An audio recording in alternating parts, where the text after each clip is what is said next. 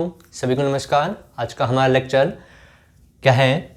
Gravitational force between multiple masses. यानी कि बहुत से मास हों तो उनमें आपस में जो फोर्स लगता है ग्रेविटेशनल फोर्स वो कितना होगा, कैसे उसको सॉल्व करते हैं। कुछ न्यूमेरिकल प्रॉब्लम यहाँ हम करेंगे, उससे हम इनको सीखेंगे समझेंगे। ठीक है, तो देखिए नॉर्मल फोर्स था, उसका हमने फॉर्मूला लिखा था, याद हो तो ग्रेविटेशन दो बॉडी के बीच में Gm1 m2 अपॉन में r स्क्वायर, जहाँ पर ऑब्जेक्ट थे उनका मास, बॉडीज थी उनका मास m1 m2 और उनके centre to centre distance r थी। ठीक है, तो उसके लिए फॉर्मूला था ये। तो आज हम और मास हों, दो के अलावा तीन हो, चार हो, पाँच हो, कैसे भी हों, तो उस केस में हम कैसे ग्रेविटेशनल फोर्स निकालते हैं, कैसे सिचुएशन उनकी बनती है, उनसे रिलेटेड हम सॉल्व करेंगे। तो स्टार्ट करते हैं लेक्चर। तो मान लो पहला क्वेश्चन ऐसे हमें गिवन है कि एक स्क्वायर हमें दिया हुआ है। क्या दिया हुआ है? एक स्क्वायर हमें गिवन है। ठीक है, और इस स्क्वायर के कॉर्नर पर मान लो ये ए पॉइंट है, ये बी, ये सी और ये डी। तो ए बी सी डी एक स्क्वायर हमें गिवन है और इस स्क्वायर की साइड हमें गिवन है ए, स्मॉल ए के इक्वल। ठीक है, मान लो ए के ऊपर मास रखा हुआ है एम, सबके ऊपर सेम मास रख दिया हमने, सभी कॉर्नर पर कितना मास है? सेम मास है। ठीक है, तो देखो ये इसके ऊपर फोर्स करेगा, ठीक, ये भी इसके ऊपर करेगा और ये वाला भी इसके ऊपर फोर्स करेगा। ठीक है, ऐसे ही ये तीनों जो हैं वो इस पे फोर्स करेंगे, सभी एक दूसरे के ऊपर क्या करेंगे? फोर्स करेंगे। यहाँ पर चार सिस्टम हमने ले रखे हैं, चार मास ले रखे हैं, कॉर्नर पे रखे हुए हैं, डिस्टेंस साइड हमें दे रखी है।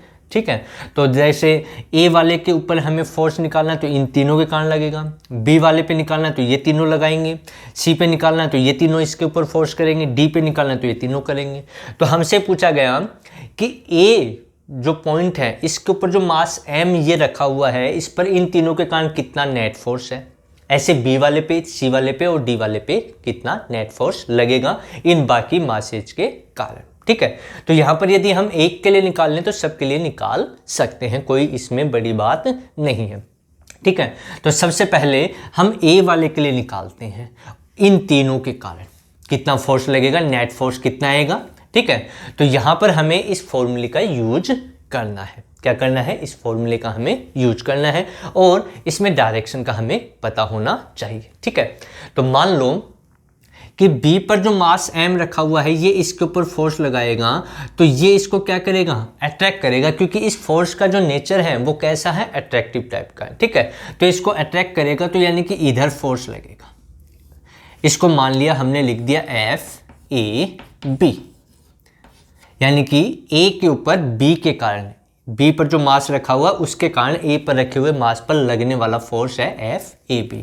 ऐसे ही D पर जो रखा हुआ है वो इसके ऊपर फोर्स लगाएगा तो वो इसको इधर अट्रैक्ट करेगा, रिपल्शन होगा ही नहीं इसमें। क्यों? क्योंकि इसका नेचर क्या है? ओनली अट्रैक्ट करना। तो अट्रैक्ट करेगा तो यानी कि ये इसको इधर अट्रैक्ट करेगा, वो हमने कह दिया कितना है? FAD। ठीक, ऐसे C पर मास रखा हुआ है तो ये इसको अपनी ओर ऐसे अट्रैक्ट करेगा, इधर अट्रैक्ट करेगा, उसको हमने लिख दिया FAC।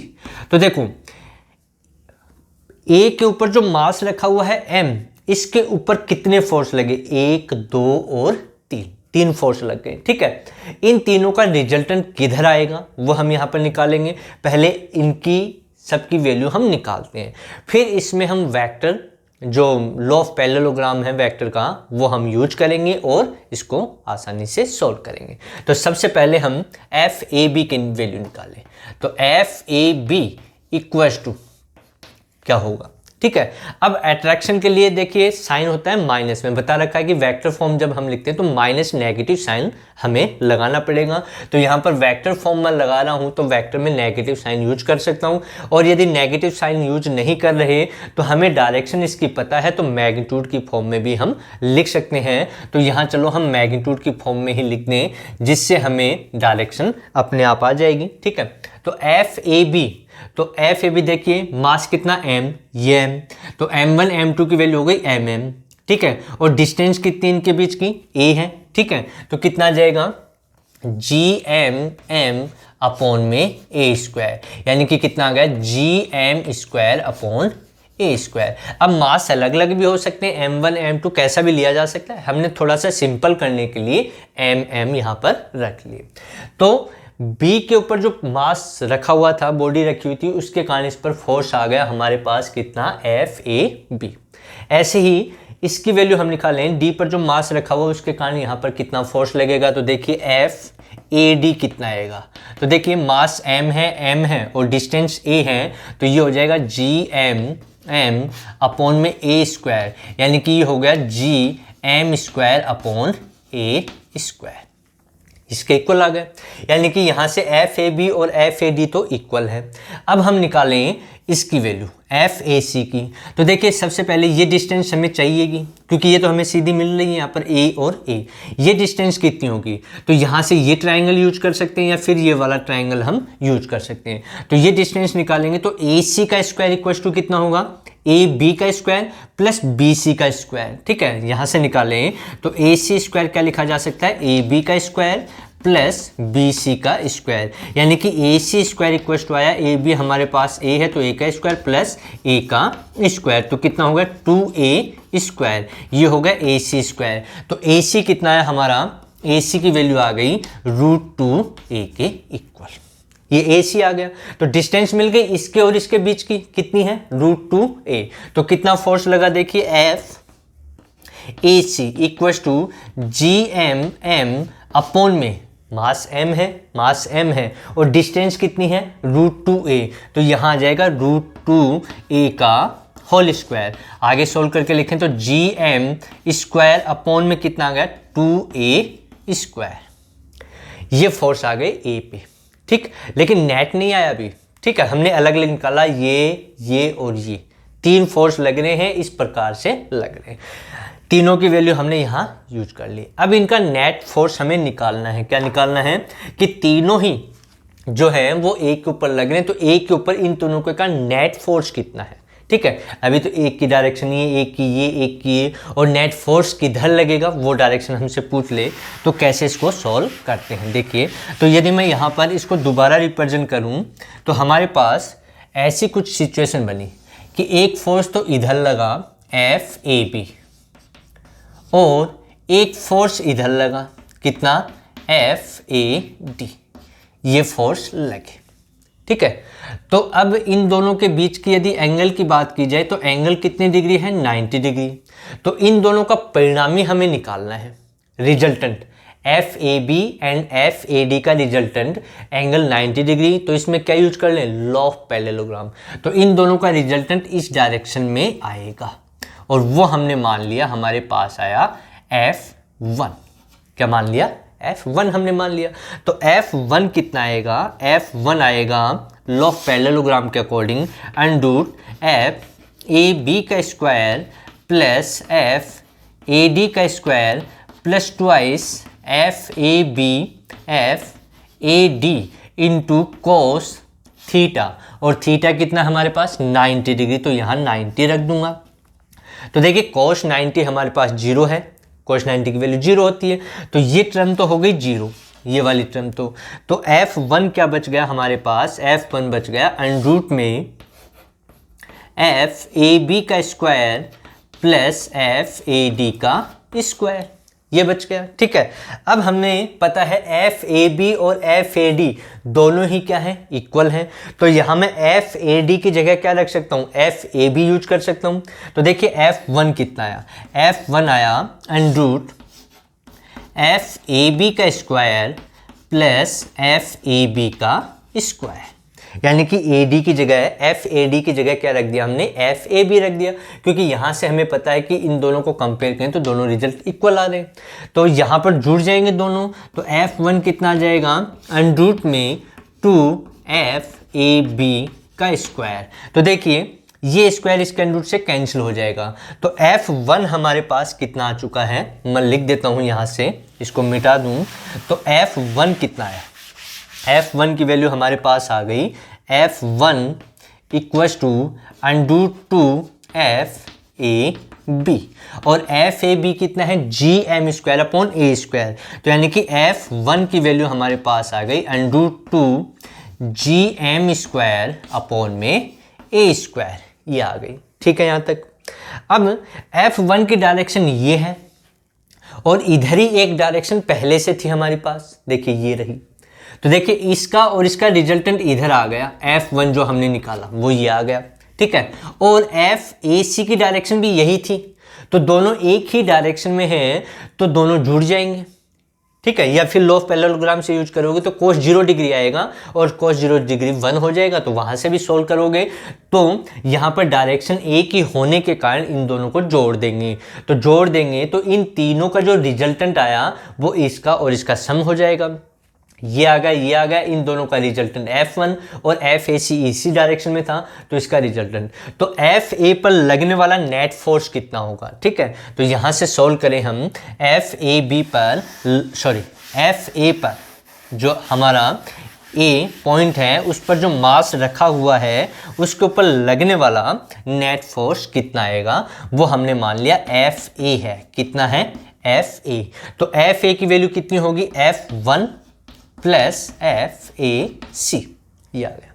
ठीक है, तो F1 देखिए कितना है, ये रहा हमारे पास, तो वैल्यू पुट कर दूं यहाँ पर √2 GM स्क्वायर अपॉन में A स्क्वायर प्लस FAC की वैल्यू देखिए ये रही GM स्क्वायर अपॉन में 2A स्क्वायर। ठीक है, अब इन दोनों में कॉमन आ रहा है वो कॉमन ले लेंगे, नेट फोर्स आ गया GM square A square common आ रहा है, तो FA कितना आ गया हमारे पास, FA इक्वल टू आ गया GM square upon A square common आ गया, तो ये बच गया हमारे पास √2 प्लस में 1/2। तो यानी कि यहाँ जो मास रखे हुए थे उन तीनों के कारण ए के ऊपर लगने वाला, ए पर जो मास रखा हुआ उस पर लगने वाला नेट फोर्स इन तीनों के कारण ये आया है। इतना ही फोर्स ये तीनों ए डी और सी पर जो रखे हुए वो बी पर लगाएंगे। ठीक है, और इतने ही सी पर लगेगा, इतना ही डी पर लगेगा। ठीक है, तो एक के लिए सोल्व कर लिया, ऐसे दूसरे तीसरे के लिए भी हम सोल्व कर सकते हैं। तो यानी कि इन तीनों के कारण जो डी सी पर जो मास रखे हुए थे एम एम एम, इन तीनों के कारण ए पर जो मास रखा हुआ है उसके ऊपर लगने वाला नेट ग्रेविटेशनल फोर्स कितना आया है, GM square upon A square bracket में √2 प्लस 1/2 के इक्वल आया है। ठीक है, अब एक प्रॉब्लम और हम सोल्व करते हैं। ठीक है, बिल्कुल सिंपल सी। तो यहाँ पर यदि हमें बहुत से मास दी जाए और हमसे पूछ ले कि क्या इनका रिजल्टेंट आएगा, कैसे आएगा, उसको हम सॉल्व यहाँ पर कर सकते हैं। ठीक है, तो अगली प्रॉब्लम क्या है देखिए। अब मान लो कि हमें एक इक्विलेटरल ट्राइंगल दे दे, क्या दे दे, इक्विलेटरल ट्राइंगल दे दे, तो उसके लिए हमें फोर्स पूछ ले तो कैसे हम उसको निकालते हैं। बिल्कुल सिंपल, देखिए ऐसे ही हम करेंगे उसको भी, लेकिन थोड़ा बहुत आइडिया होना चाहिए, हमें आना चाहिए। मान लो ये A है, ये B है और ये C, ये एक इक्विलेटरल ट्राइंगल है, साइड A है, इसकी साइड कितनी है A, यहाँ मास M है, B पॉइंट पर मास M है और C पर भी मास M है। ठीक है, अब हमसे पूछा गया कि A पर जो मास रखा हुआ है इसके ऊपर इन दोनों के कारण कितना नेट फोर्स लगा, B पर जो मास रखा हुआ है उसके ऊपर इन दोनों के कारण कितना फोर्स है, और इस पर रखा हुआ मास है उस पर कितना फोर्स है। ठीक है, तो हमें यहाँ से बिल्कुल सिंपल तरीके से हो जाएगा ये। तो अभी जो किया था वैसे ही हम इसको सॉल्व कर लें। तो देखिए यहाँ पर इस B वाले के कारण इसके ऊपर फोर्स लगेगा, उसकी डायरेक्शन ये होगी, ये डायरेक्शन आएगी। क्यों? क्योंकि अट्रैक्ट करेगा। उसको हमने लिख दिया FAB। ऐसे ये भी इसको क्या करेगा, अट्रैक्ट करेगा, इसकी डायरेक्शन हो जाएगी इधर और फोर्स हो गया FAC। ठीक है, एक इधर लगा एक इधर लगा तो इन दोनों का रिजल्टेंट इधर आएगा। ये एंगल कितना है 60, तो कितने डिग्री पर आएगा 60 डिग्री पर, वो हम निकाल लेंगे। वो हमने मान लिया कितना है FA। तो पहले FAB निकाल लें और FAC निकाल लें, उसके बाद में FA आ जाएगा लॉ ऑफ पैरेललोग्राम से। तो देखिए FAB कितना है, बिल्कुल सिंपल सा क्वेश्चन है। FAB equal to G mass m m है, यहाँ m यहाँ m, तो ये m m और डिस्टेंस कितनी है देखिए यहाँ से यहाँ तक की a है, तो a का स्क्वायर यानी कि ये आ गया gm square upon a square. ऐसे ही एफ ए सी की वैल्यू निकालें तो ध्यान से देखो, तो यहाँ मास m यहाँ मास m और इसके बीच की डिस्टेंस कितनी a, तो ये कितना आ जाएगा G M M upon A square यानी कि जी M square upon A square. तो ये तो दोनों इक्वल आ गए, एफ ए बी और एफ ए सी क्या है हमारे पास देखिए इक्वल है, तो यहाँ से F A B equal to क्या है एफ ए सी।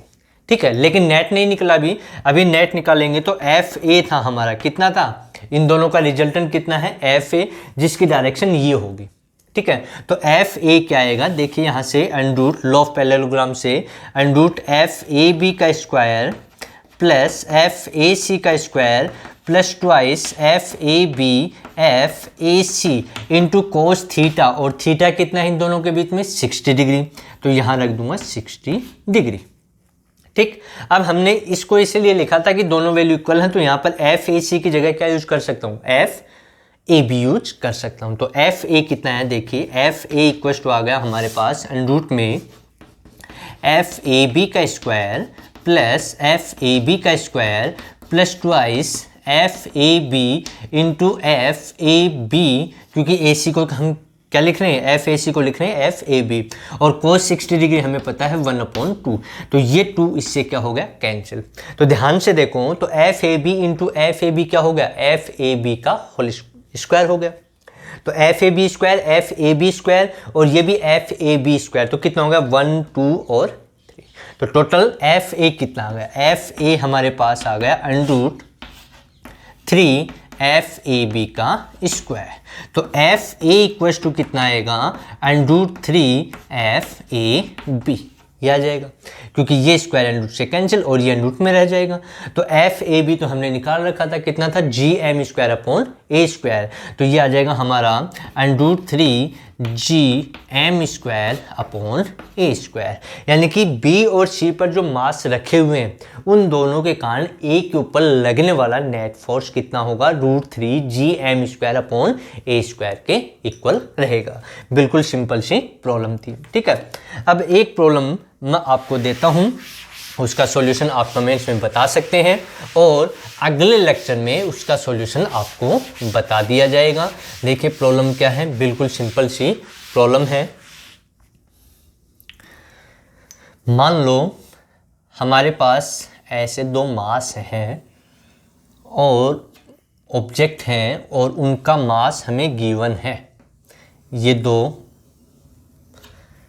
बॉडीज हमने ले ली, 2 बॉडी, इसका मास m1 और इसका मास m2, और इनके सेंटर टू सेंटर डिस्टेंस है r। क्या है, सेंटर टू सेंटर डिस्टेंस है r। ठीक है, हमसे पूछा गया ये ऐसे रखे हुए हैं mass m1 m2, centre to centre distance r है और इन दोनों के बीच में फोर्स लग रहा है। कौन सा फोर्स लग रहा है, ग्रेविटेशन फोर्स, उसकी वैल्यू है F = gm1 m2 अपॉन में r स्क्वायर। ये फोर्स इनमें लग रहा है, अट्रैक्टिव प्रॉपर्टी का है। अब हमसे पूछा गया कि एक और पार्टिकल हम लेके आए जिसका मास कितना है, एक और बॉडी हम लेके आए जिसका मास है स्मॉल m। कितना है, स्मॉल m। इस स्मॉल m को मैं इन दोनों, ये लाइन जॉइनिंग कहलाती है, इनकी क्या कहलाती है, line joining, centre to centre. तो इस लाइन जॉइनिंग के ऊपर कहाँ रखूँ, कि यहाँ रखूँ, यहाँ रखूँ, यहाँ रखूँ, कहीं पर भी इस लाइन जॉइनिंग पे कहाँ हम रखें वो डिस्टेंस हमें बतानी है। क्या बतानी है, डिस्टेंस। लेकिन कंडीशन क्या हो कि मैं इस मास को कहाँ, मान लो कि यहाँ मैंने रखा इसको, इसका मास m है, तो इस पार्टिकल से m1 से डिस्टेंस कितनी हो इसकी और m2 से डिस्टेंस कितनी हो कि इन दोनों के कारण इस पर लगने वाला नेट फोर्स क्या हो, 0 हो जाए। यानी कि ये इसके ऊपर फोर्स लगाए और ये इसके ऊपर फोर्स लगाए, दोनों फोर्स इक्वल हो जाए। ठीक है, जिससे उन दोनों का नेट कितना हो जाएगा, 0। तो ये इक्विलिब्रियम पोजीशन में आ जाए, यहाँ पर क्या जाए, इक्विलिब्रियम पोजीशन में बना रहे, ना तो इधर जाए और ना ही इधर जाए। तो वो डिस्टेंस हमें बताने कि m1 से कितनी डिस्टेंस है और m2 से उसकी कितनी डिस्टेंस है कि इस बॉडी को m1 से कितनी डिस्टेंस पर रखें और m2 से कितनी डिस्टेंस पर हम रखें जिससे ये इक्विलिब्रियम पोजीशन में बना रहे, ना तो उधर जा पाए और ना ही इधर जा पाए, यानी कि इन दोनों के कारण इसके ऊपर नेट फोर्स 0 हो जाए। ये हमें इसके बारे में बताना है कि वो डिस्टेंस कितनी है। मान ले हम कि वो डिस्टेंस x आई यहाँ से, कि यहाँ से डिस्टेंस आई x, ठीक है, तो यहाँ से डिस्टेंस हो जाएगी r माइनस एक्स। तो इस x का मान कितना हो, इस x की वैल्यू क्या होगी, वो हमें यहाँ पर सॉल्व करके बतानी है। कमेंट्स में आप लिख सकते हैं। यदि आपको वीडियो अच्छा लगे तो लाइक करें, शेयर करें और कमेंट्स भी करें। चैनल को सब्सक्राइब नहीं कर रखा तो चैनल को सब्सक्राइब भी कर ले। तो ये हमारा आज का लेक्चर था। सभी पढ़ते रहें। सभी को मेरी तरफ से बेस्ट ऑफ लक।